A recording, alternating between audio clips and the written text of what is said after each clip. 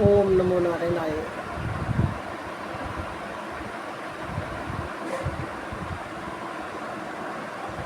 राम चरितमानस के उत्तरकांड में काकभुशुंडी जी ने गरुड़ के प्रति कितना सुंदर उपदेश दिया।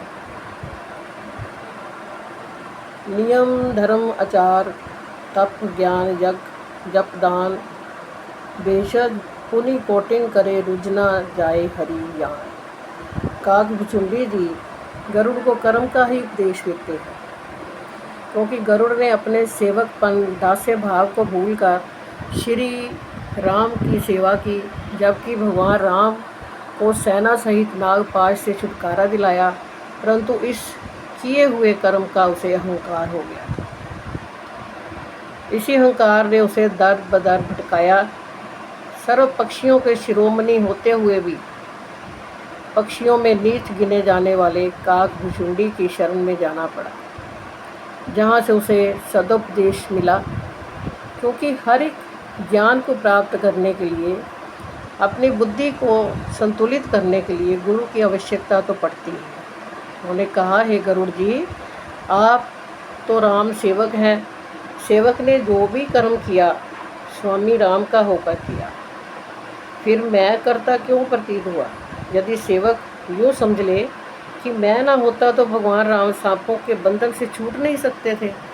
सेवक कब ये समझता है? जब अहंकार वश अपने को कर्म का कर्ता मान लिया।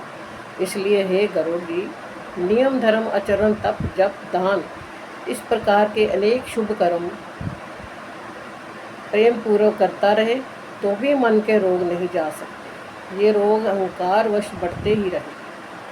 इसलिए राजा गोपी चंद को उनकी माता जी ने गुरु आज्ञा रूपी किले में रहने का उपदेश दिया कि हे पुत्र, जब तक गुरु आज्ञा के अंदर रहोगे तो 5 विकार और उनके संकल्प विकल्प की सेना भी तेरा कुछ बिगाड़ नहीं सकेगी। गुरु आज्ञा रूपी दुर्ग से बाहर जाते ही मानो शत्रु का शिकार हो जाता है और अपने सारे जो है वो किए कर्म समाप्त हो जाते हैं।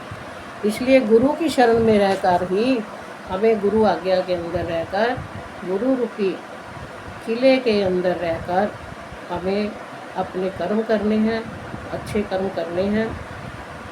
बुरे कर्मों के जो परिणाम होते हैं वो बुरे ही होते हैं, क्योंकि आजकल समाज में जो चल रहा है ये ठीक नहीं। पूर्ण गुरु का मिलना बहुत मुश्किल है, कठिन है।